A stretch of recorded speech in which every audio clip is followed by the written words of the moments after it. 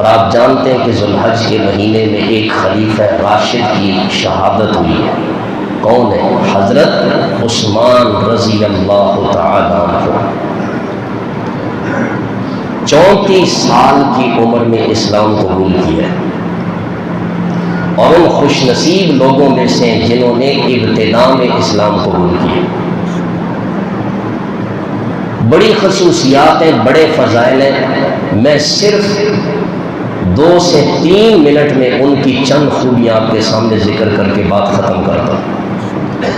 حضرت عثمان رضی اللہ تعالی عنہ کو ایک نمایاں خصوصیت یہ حاصل ہے کہ اللہ نے ان کو کچھ دوہری خوبیاں عطا کر کے ان کی شان صحابہ کی جماعت میں سب سے بلند کر دی. دوہری خوبیاں عطا کی ہیں.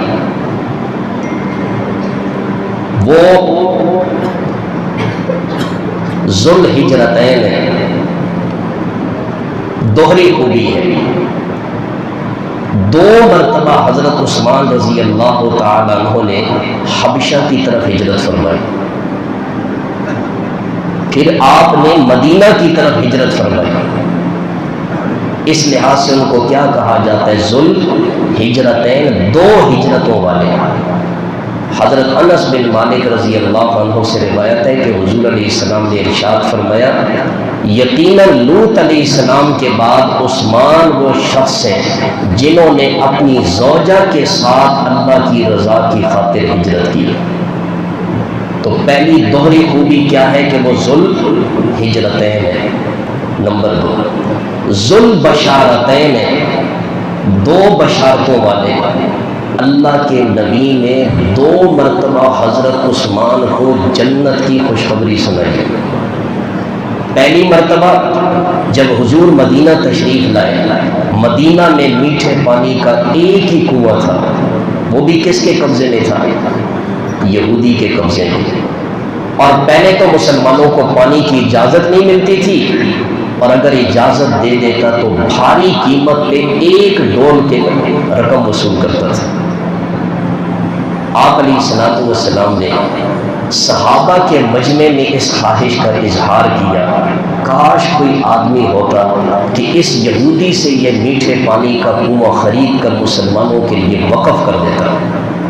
اور آپ نے ساتھ فرمایا وہ خوش قسمت انسان کون ہے جو اس کنویں کو خرید کر مسلمانوں کے لیے وقف کر دے اور میں اس کو جنت کی بشارت سناؤں. حضرت عثمان اٹھے رضی اللہ عنہ اور اس یہودی سے بات چیت کر کے 20,000 درہم کے بدلے میں کنواں خریدا. خرید کر حضور علیہ السلام سے ارشاد فرمایا اللہ کے نبی میں نے اس کنویں کو مسلمانوں کے لیے وقف کر دیا. دوسری مرتبہ آپ علیہ السلام کو مسجد نبوی میں توسیع کرنے کی ضرورت محسوس ہوئی. تو مسجد کے ساتھ زمین کا ایک ٹکڑا تھا.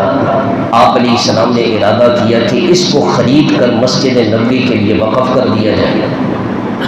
آپ علیہ السلام نے فرمایا کون شخص ہے جو اللہ کی رضا کی خاطر زمین کا یہ ٹکڑا خرید کر مسجد کے لیے وقف کر دے اور میں اس کو جنت کی بشارت اور ضمانت دوں. حضرت عثمان اٹھے 10,000 درہم کے بدلے میں اس زمین کے ٹکڑے کو خرید کر مسجد نبوی کے لیے وقف کر دیا. قیامت تک مسلمان آتے رہیں گے اور نیکیاں حضرت عثمان کے کھاتے میں لکھی جاتی رہیں گی. تو 2 مرتبہ اللہ کے نبی نے انہیں جنت کی بشارت سنائی. دوہری خوبی ہوئی نا، ذوالبشارتین ہے. نمبر 3 ذوالنورین ہے. ذوالنورین 2 نوروں والے. اللہ کے نبی کی 2 لخت جگر یکے بعد دیگرے حضرت عثمان کے نکاح میں آئی ہیں، حضرت رقیہ اور حضرت ام کلثوم رضی اللہ عنہما. آپ علیہ الصلوۃ والسلام نے ایک موقع پر ارشاد فرمایا خدا کی قسم اگر میری 100 بیٹیاں ہوتی اور یکے بعد دیگرے ان کا انتقال ہوتا چلا جاتا تو میں ایک کے بعد ایک کو عثمان کے نکاح میں دیتا چلا جاتا یہاں تک کہ 100 مکمل ہو جاتا. اس لحاظ سے وہ ذوالنورین ہے.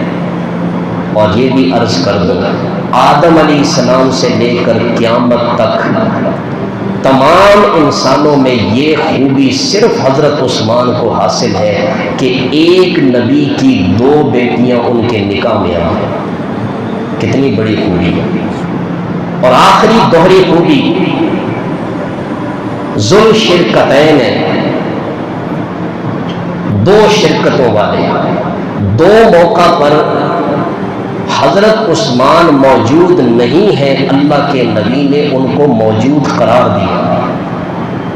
ایک غزوہ بدر کے موقع پر حضرت عثمان نہیں تھے، آپ علیہ السلام نے فرمایا وہ موجود نہیں ہے، لیکن آپ یوں سمجھ لیں کہ وہ ہمارے ساتھ بدر میں شریک ہیں، اجر و ثواب اللہ کے ہاں ان کا موجود ہے۔